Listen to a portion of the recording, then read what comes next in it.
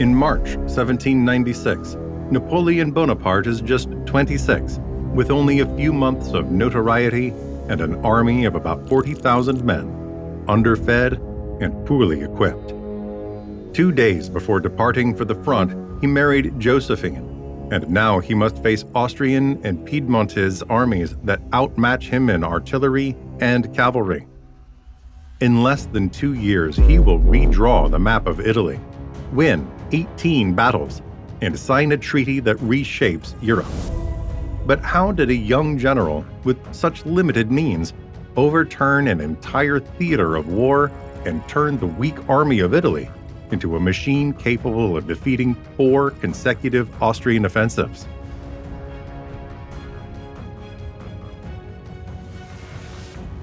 In March 1796, northern Italy is a mosaic of states with opposing interests. To the west lies the Kingdom of Sardinia, comprising Piedmont and Savoy, ruled by Victor Amadeus III. To the east, Lombardy is an integral part of the Habsburg Empire, administered from Vienna and held by strong garrisons. To the south, the Republic of Genoa maintains a fragile neutrality, but revolutionary France views this route as the most direct way to strike at Austria's heart. 2 Allied armies operate in the field. The Austrian army of Field Marshal Johann Peter Beaulieu, a 67-year-old veteran of 18th century wars, about 32,000 men, is deployed between Lombardy and eastern Liguria, with garrisons in Milan and along the Adda. The Piedmontese army of General Mitchell Coley, about 20,000 soldiers, defends the Apennine line from Seva to Queno, protecting access to Turin. A stark contrast with the 26-year-old Napoleon now preparing to challenge them. The 2 forces join along a line linking the hills of Savona to the Ligurian mountains. It is a front hard to dislodge, yet vulnerable at one point, the so-called hinge at Cairo Montenotte, where the Austrian sector ends and the Piedmontese sector begins. If that knot falls, cooperation between the 2 armies breaks. On 27 March 1796, in Nice, Napoleon Bonaparte assumes command of the Army of Italy. The same day, through his Chief of Staff Louis-Alexandre Berthier, he summons 3 senior divisional generals: General Mathieu Philibert Serrurier, Pierre-François Charles Augereau, and André Massena. During the meeting, the first tasks are assigned, and the start of operations is set for 15 April, a secondary front for Paris compared with the Rhine. The war against the coalition has been underway since 1792, and the Directory has set the objectives: defeat the Austrians and force the Piedmont to make peace. Napoleon does not decide when the conflict begins, but he has full freedom in how to conduct it. He commands 38,000 men, veterans of the Revolutionary Wars, poorly equipped but well trained. His plan is simple and direct. Strike the hinge, split the Allies, and fight them separately, using the mobility of French columns to concentrate strength where the enemy is weakest. Did you know that most people who watch our documentaries aren't subscribed yet? If you enjoy animated maps and history, join our community. Leave a like and subscribe so you never miss the next episodes.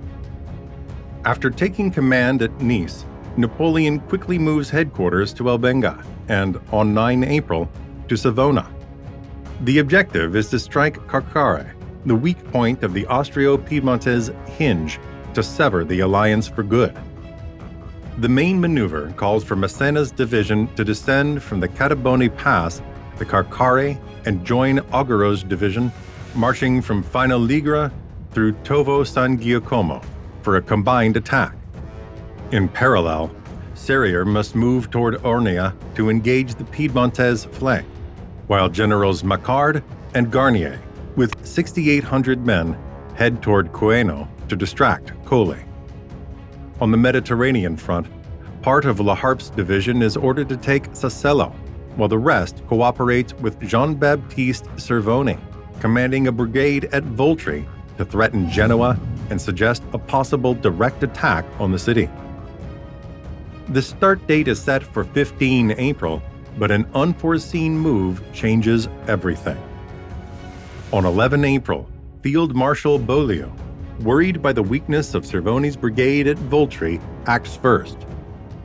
2 Austrian columns cross the Bochetta Pass and the Turchino Pass to outflank the French position, while General Jean-Pierre d'Argenteau, an Austrian commander under Beaulieu, must descend from the hills towards Savona to isolate Massena and La Harpe. Cervoni, heavily outnumbered, orders an orderly retreat to avoid needless losses. For Napoleon, this is the moment to strike. He now knows Beaulieu's position and understands the Austrian command will need time to rejoin the Piedmontese.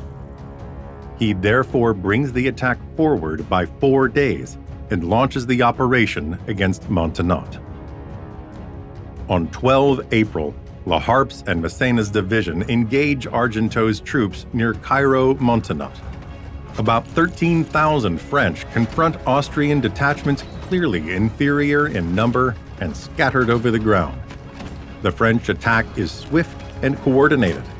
The enemy front collapses, and the line linking the Austrians and Piedmontese is severed. Losses are limited, some hundreds on each side, but the strategic impact is enormous.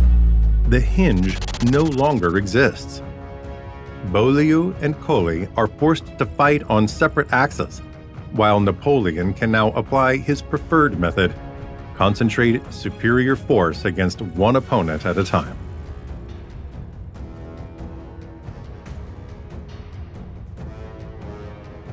After Montenotte, Napoleon moves immediately to consolidate success and prevent Austrians and Piedmontese from regrouping.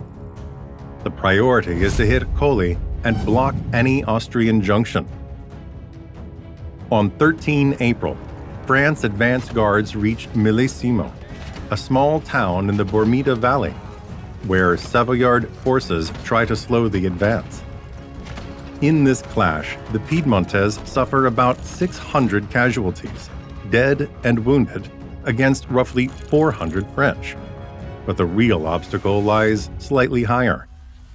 The fortress of Cosseria, a hilltop castle held by about 900 Austro-Piedmontese grenadiers.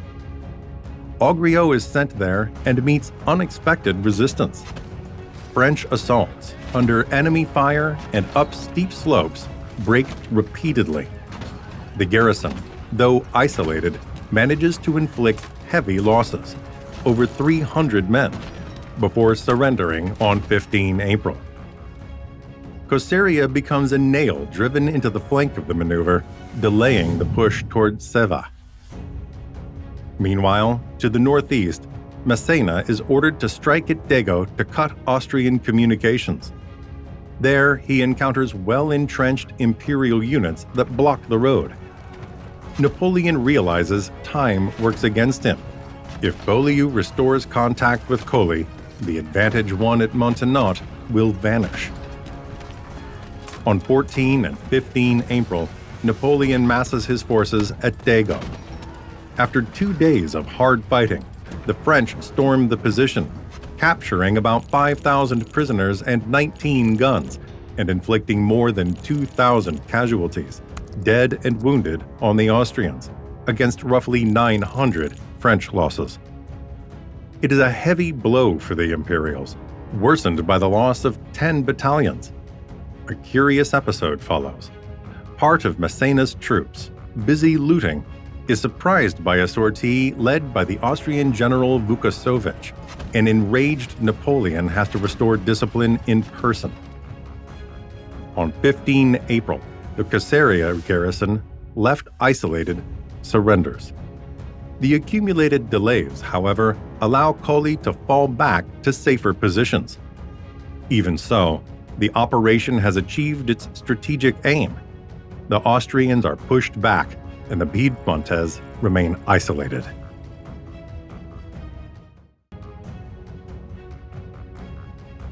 After the success of the Montenotte, Millesimo, and Dago, Napoleon turns his attention to General Colli and the Piedmontese army, still deployed to defend Ceva. The goal is to force them to fight alone before Austrian reinforcements can arrive. French columns move to envelop the Savoyard positions. On 16 April, an initial probing attack causes about 150 Piedmontese casualties, around 50 French, a sign that Colli intends to defend stubbornly. On 19 April, Napoleon orders a combined attack. Serrier is to strike frontally, while Augereau must cross the Tonaro to outflank the enemy's right. However, Augereau cannot find a usable ford, and Serrier, left without support, is forced to halt his men. French losses in this failed attack are estimated at around 300, while the Piedmontese lose about 250. Realizing that supply lines over the Catabona Pass are too exposed, Napoleon orders a new route opened from the upper Terano Valley to Ormia, allowing troops to be shifted from secondary sectors to the main front. This logistical move, seemingly minor, enables the French to keep an operational tempo higher than the Piedmontese even in mountainous, difficult terrain. Colli, aware of the risk of being trapped, avoids a decisive battle. During the night of 20 to 21 April, he withdraws the army toward Mondovì, losing about 200 men in rearguard skirmishes. The retreat, though orderly, leaves the French free to approach the Piedmontese plain. Napoleon would later describe, in a message to Paris, the maneuver through Ormia as one of the most elegant moves in the art of war.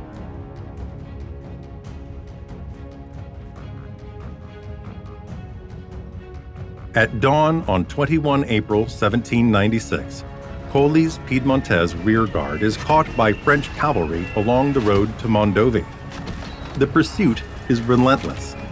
The cavalry, however, loses General Henry Christian Michael Strangier, mortally wounded in combat, a hard blow for the Army of Italy. General Serrier is the first to engage the enemy. The Piedmontese, around 8,000 men, are well placed along the Taranto and protected by hilly ground. Napoleon orders a coordinated attack. The infantry fixes the center, while mobile detachments attempt to turn the Savoyard right. In a few hours of fighting the French, about 12,000 men inflict around 800 casualties, dead, wounded, and prisoners, while taking roughly 600 themselves. The break comes when French infantry seize elevated positions dominating the routes of retreat toward Cuneo. To avoid encirclement, Colli orders a general withdrawal onto the plain. In the chaos, part of the Piedmontese artillery is abandoned and captured. The capture of Mondovì delivers to the French magazines full of food, ammunition, and equipment, sharply easing logistical strain. According to some French officers, the rations issued in the following days were the most abundant since leaving Nice. Victory has an immediate effect on morale. Napoleon now has access to the Piedmontese plain and can threaten Turin directly. Colli knows that without Austrian support, he cannot withstand another pitched battle. As Napoleon advances, the Piedmontese command opens talks for an armistice.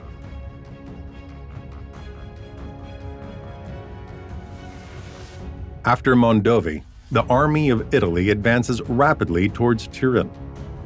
On 23 April, Napoleon is within marching distance of the Savoyard capital. The situation for the Kingdom of Sardinia is critical. The Piedmontese army has been beaten in the open, has lost access to the natural defenses of the Apennines, and cannot count on the timely arrival of Austrian reinforcements. That same evening, Colli opens negotiations requesting an armistice. Napoleon agrees to proceed only after securing control of key positions. Massena occupies Cherasco, and Auguero enters Alba, completing the separation between the Piedmontese and Austrians.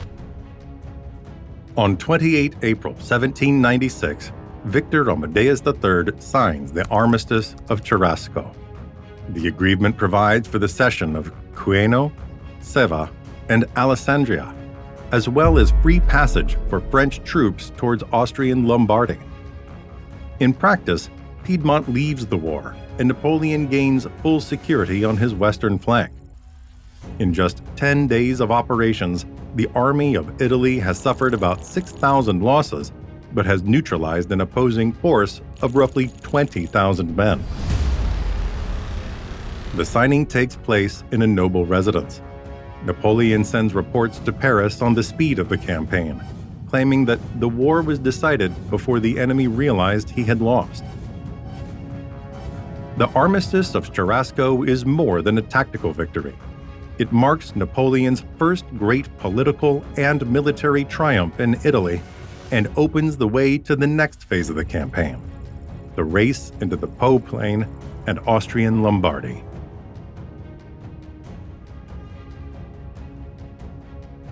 In 10 days of operations, Napoleon Bonaparte transformed a poorly equipped army into a force capable of delivering a decisive defeat to the Kingdom of Sardinia. With Cherasco, Piedmont exits the war. France's western flank is secure, and the gates of the Po Plain are thrown open. It is the first great step in a campaign that will change Italy's political map forever. Ahead of Napoleon lie the Po River, Austrian rearguards, and a challenge destined to become legend, the bridge at Lodi.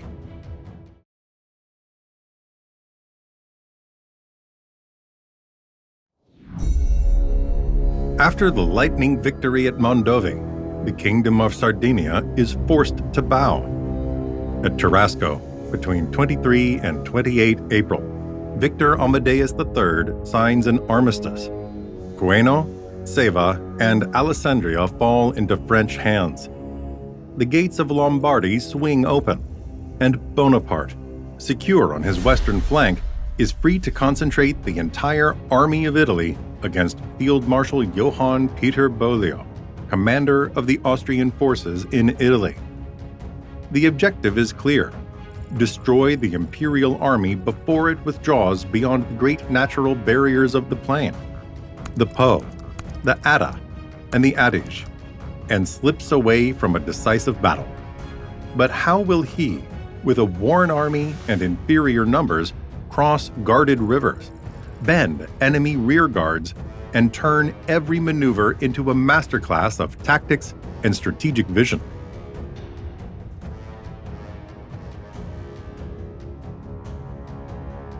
On 28 April, he orders La Harpe to move on Aqui-Terme, about 45 kilometers as the crow flies, following the Arrow Valley.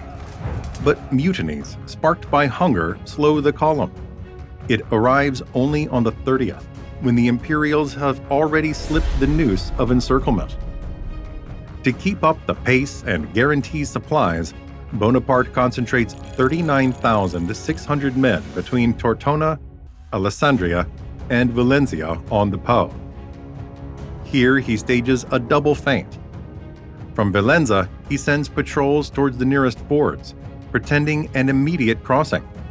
Farther north, he lets rumors leak of a possible passage over the Ticino to strike directly at Milan. In reality, the main march heads east, towards Piacenza, where the river is less guarded, a shift of more than 60 kilometers that lands him on the north bank of the Po, far from the expected defenses, forcing Beaulieu to hurry his retreat behind the Adda and then the Adige.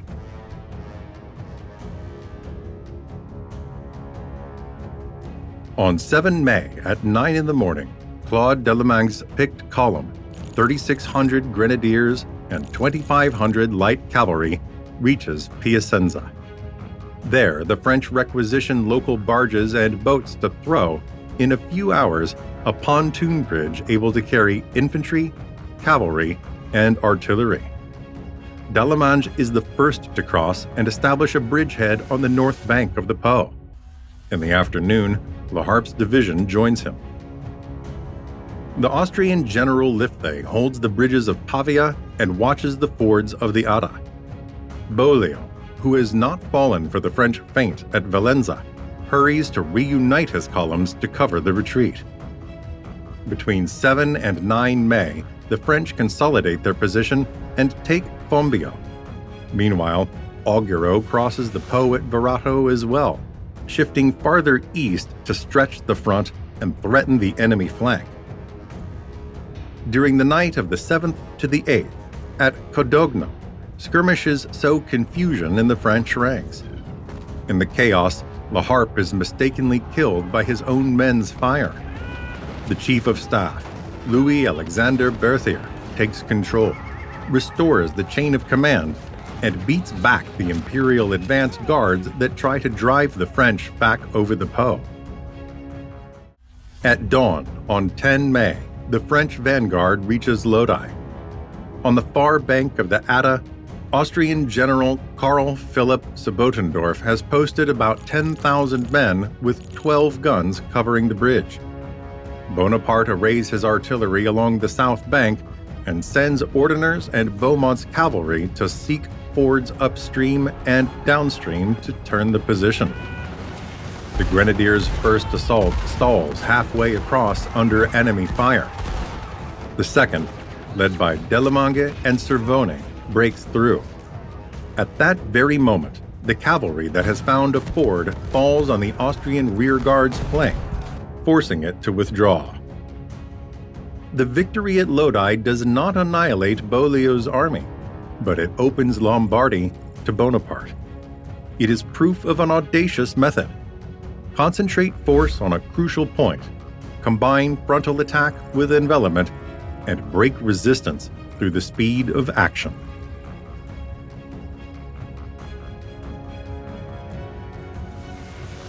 Five days after Lodi, on 15 May, Bonaparte enters Milan. The city opens its gates without fighting, but the Castello Sforzesco remains in Austrian hands and continues to resist. In those days, an unexpected message arrives from Paris. The Directory wants to split command of the Army of Italy with General Kellerman. The proposal enrages Bonaparte, who threatens to resign. The Directory backs down, and on 21 May confirms full confidence in him, also sending 10,000 reinforcements. While preparing the march against Beaulieu, Napoleon must tackle an internal problem. On 25 and 26 May, uprisings break out in Milan and Pavia and are swiftly suppressed. At Binasco, a village south of the capital, the rebels are scattered and houses are burned. The aim is to restore order quickly and secure lines of communication and supply. With the internal crisis resolved, Bonaparte moves against Beaulieu, who has deployed his 28,000 men beyond the Millesimo, left flank shielded by Lake Garda and right by the Po. On 30 May, Bonaparte launches the decisive operation to force the river. He orders a feint toward Peschiera del Garda to draw Austrian attention there, while the real blow lands farther south at Borghetto, near Valleggio sul Mincio, where the crossing is less defended.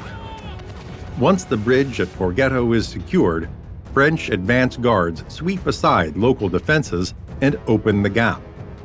Caught by surprise, the Austrians hastily fall back behind the Adige to avoid encirclement. Exploiting the breach, Massena enters Verona. Serrier seizes Castelnuovo del Garda and moves on Mantua, while Augureau advances to the northeast to cover the French left. Mantua, ringed by lakes and protected by stout earthworks, is one of Italy's strongest forces and controls direct access to the Tyrol. Bonaparte wants it at once.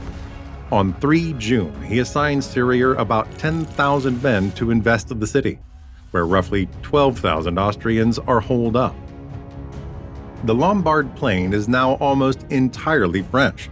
but the Austrian field army is not yet destroyed. Vienna prepares a counterstroke from the Tyrol to reopen the road to Mantua.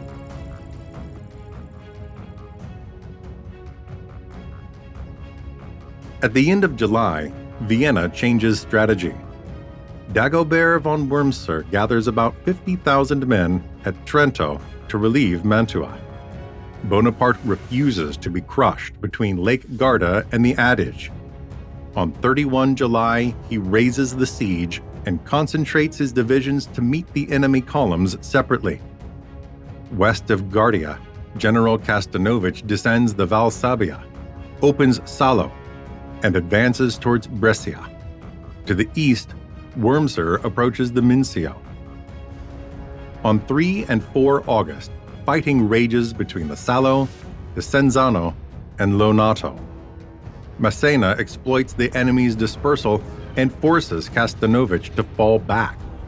On 5 August, at Castiglione della Stiviere, the combined actions of Augereau, Marmont, and Massena deals Wurmser a clear defeat. On 7 August, the French retake Verona and resume the siege of Mantua. The price is heavy, about 6,000 killed and wounded and 4,000 prisoners, but Austrian losses exceed 16,700. In September, Austria launches a fresh offensive. On the 4th, at Rovereto, Massena and Vaubois defeat Davidovich and open the road along the Upper Adige. Wurmser, instead of staying in the Tyrol, descends the Brenta Valley to outflank the French. On 7 September, Augereau passes Primilano. On the 8th, at Bassano del Grappa, the French break the defenses and split the Austrian army in two. One part retreats towards Friuli, the other, with Wurmser, heads for Mantua. On 10 September, Wurmser slips past the French cordon, crosses the Adige, and on the 12th enters Mantua, raising the garrison to about 23,000 men. 3 days later, before the fortifications of San Giorgio and the Favorita, Austrian sorties are repelled by Massena and Saguet. Wurmser remains trapped inside the fortress, already strained. The arrival of thousands more men only deepens the crisis brought on by shortages. Bonaparte can return to maneuver in the open, awaiting the next offensive Austria is already planning.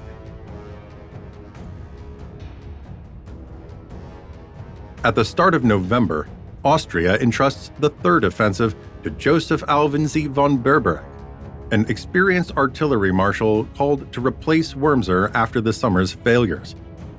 With about 28,000 men, he moves from the Piave toward Verona, while from the Tyrol, General Paul Davidovich descends with 18,000 along the Adige Valley to strike from the north.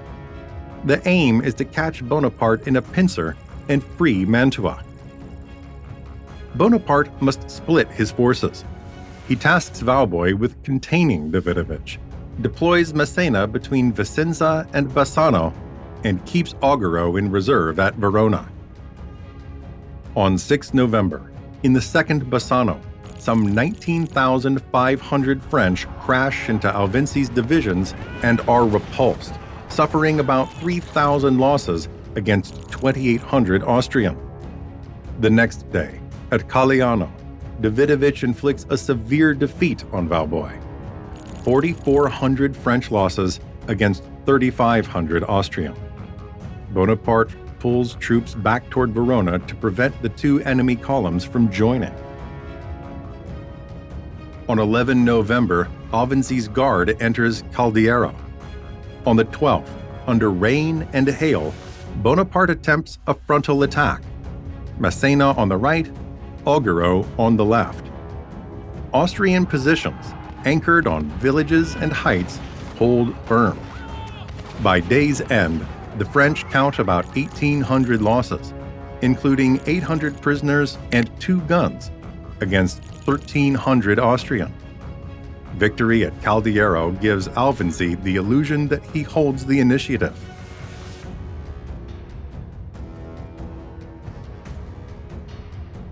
After Caldiero, Bonaparte decides to surprise offensive by striking his southern flank.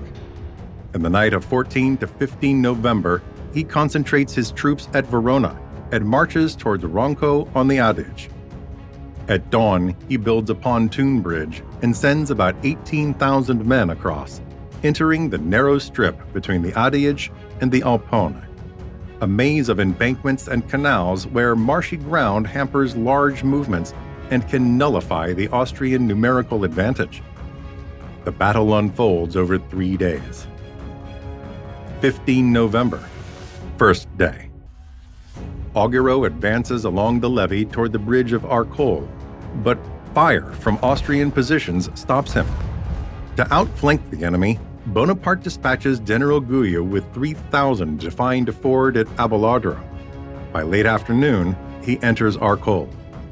However, news that Valboy has been driven back at Busolengo prompts Bonaparte to bring all troops back to the left bank of the Adige to shield Verona.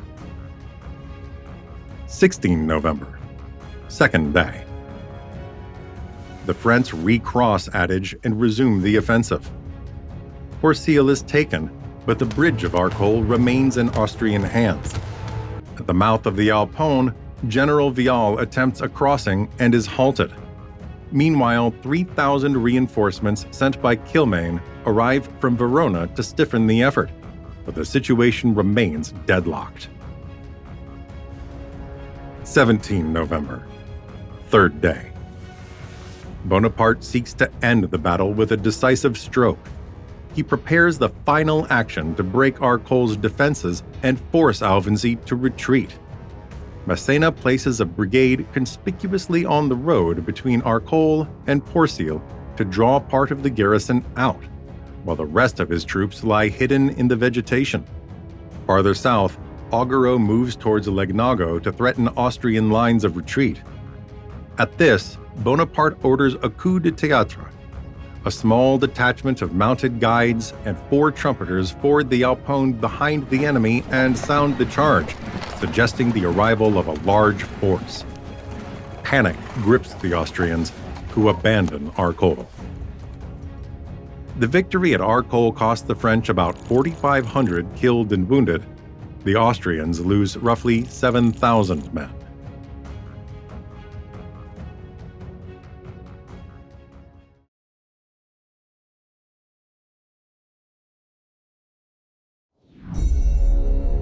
In a few months, Napoleon crushed Piedmont, seized Lombardy, isolated Mantua, and imposed treaties on dukes and popes. Yet the army of Italy was poorly equipped and almost always outnumbered. His strength lay not in resources, but in a new way of war. Rapid marches, flexible divisions able to reunite in a flash, ruthless use of terrain, and the will to annihilate the enemy, not merely drive him back. With these methods, he forced passages over the Adige, the Tagliamento, and the Julian Alps, pushed the army of Italy into Carinthia, and even provoked the fall of the millennial Republic of Venice. Now Vienna, heart of the Habsburg Empire, is within reach. All Europe wonders if a 27-year-old general can truly strike the capital. But what will halt Bonaparte at Vienna's gates? And how will he turn this advance into a new political order sealed at the Treaty of Campo Formio?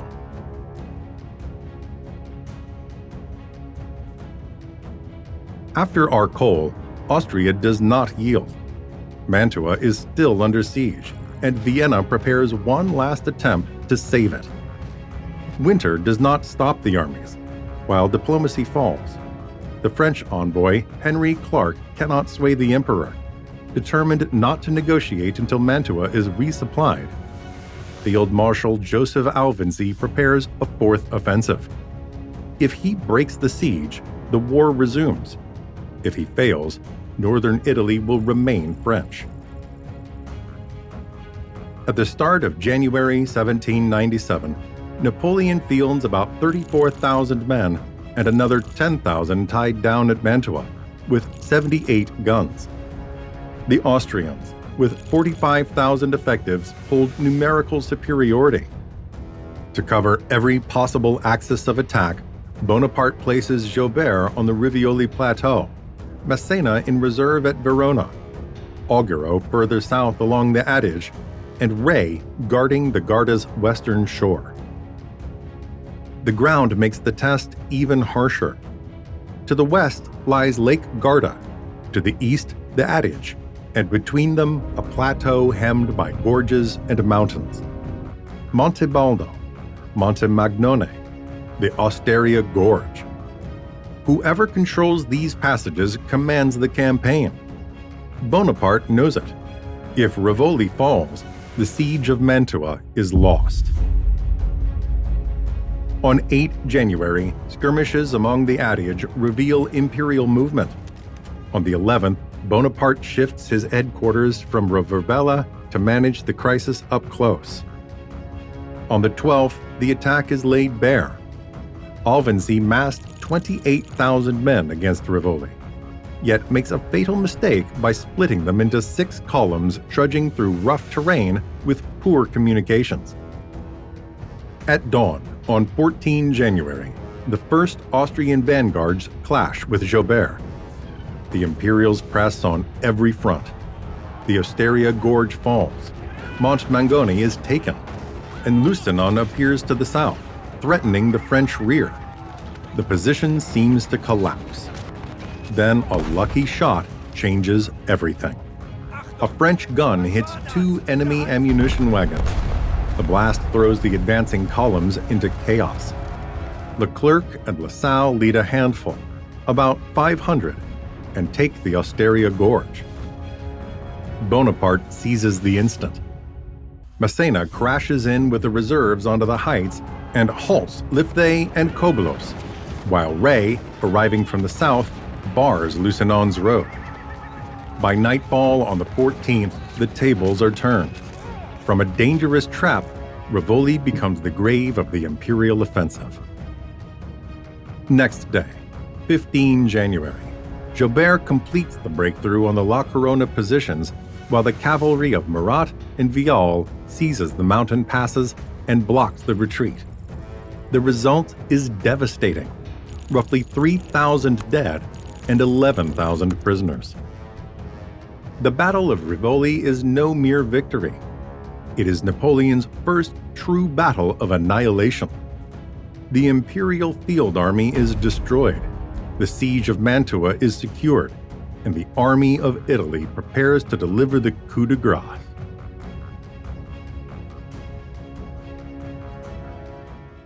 As Alvensi reels from Rivoli, another threat moves along the Adige. General Provera makes a desperate bid. With about 9,000 men, he fords the river and heads straight for Mantua to link up with Wormser's garrison.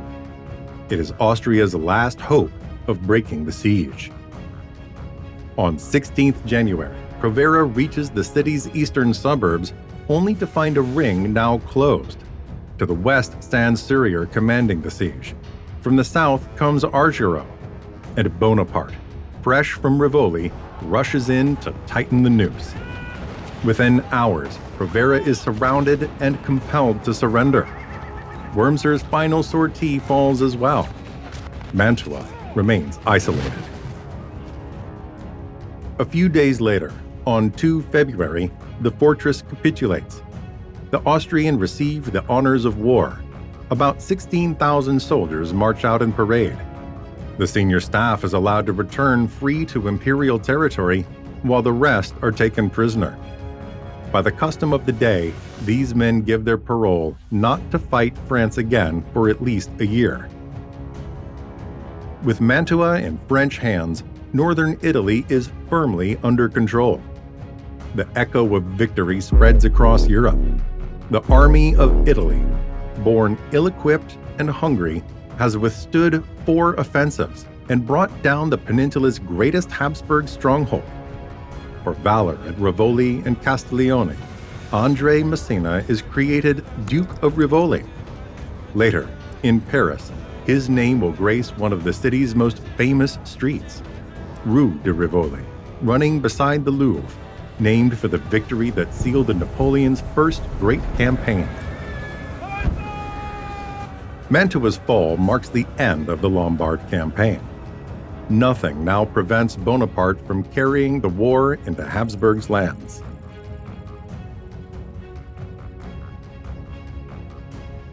On 2 February 1797, while Austrian units file out of Mantua in surrender, Bonaparte wastes no time. He detaches about 9,000 men from the army of Italy and leads them into Romagna.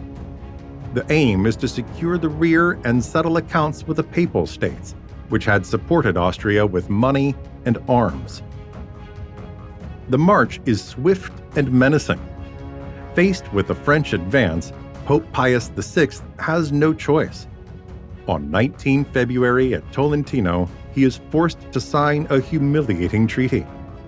Rome must pay heavy indemnities, cede the legations of Bologna, Ferrara, and Romagna, and hand over to France a share of its most prestigious works of art, destined for Paris.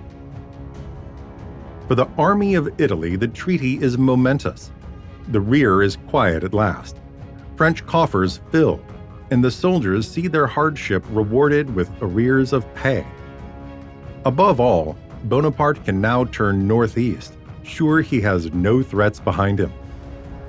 Thus, while French troops enjoy the spoils and officers ship statues and masterpieces to stock the Louvre, the general's attention shifts to a larger objective: Austria itself.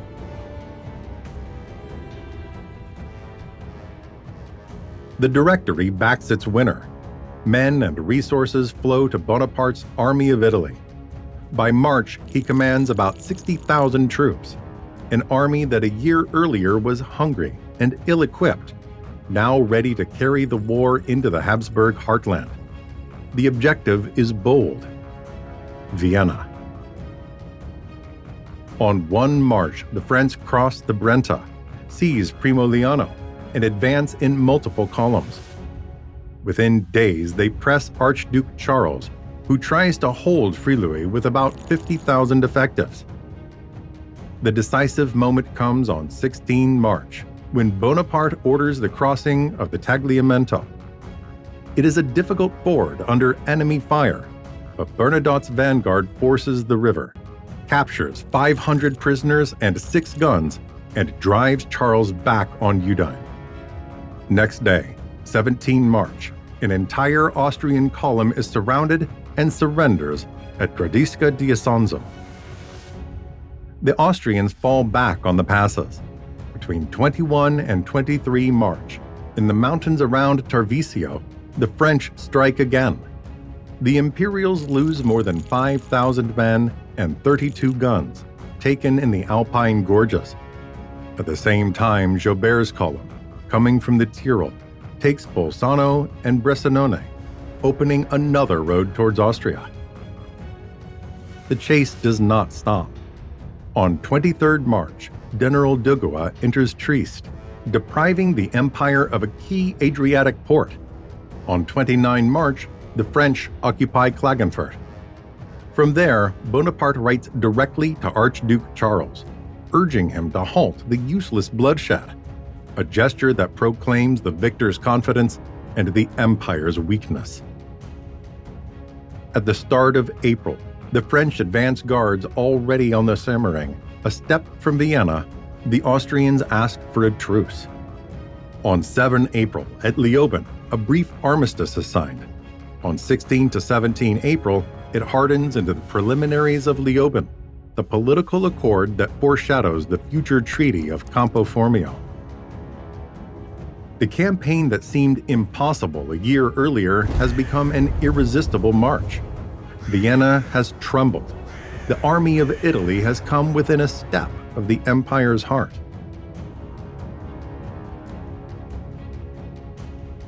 While the preliminaries are signed in the north, the rear army of Italy erupts.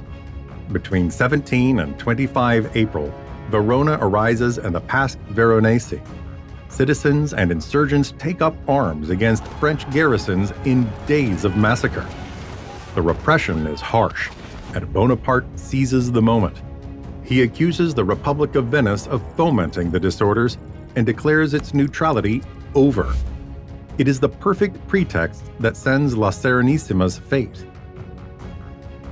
On 12 May 1797, after more than a millennium, the Republic of St. Mark collapses. The Great Council deposes Doge Ludovico Manon and hands power to a provisional government, but the city's destiny is already set. As the old republic disappears, new states of Bonaparte's making arise in Italy. In June, with a political coup in Genoa, the Ligurian Republic is born, modeled on the French Directory. Days later, on 29 June, the Cisalpine Republic is proclaimed in Milan, uniting the Transpadane and the Cispadane. On 8 July, the Cisalpine adopts a French-style constitution, divides the land into departments, and introduces conscription, turning itself into a modern, militarized state. In a few weeks, the political map of northern Italy changes. In place of ancient republics and regional states emerge sister republics, satellites of France. The impact is immense. The north becomes a political laboratory and a military base for future wars.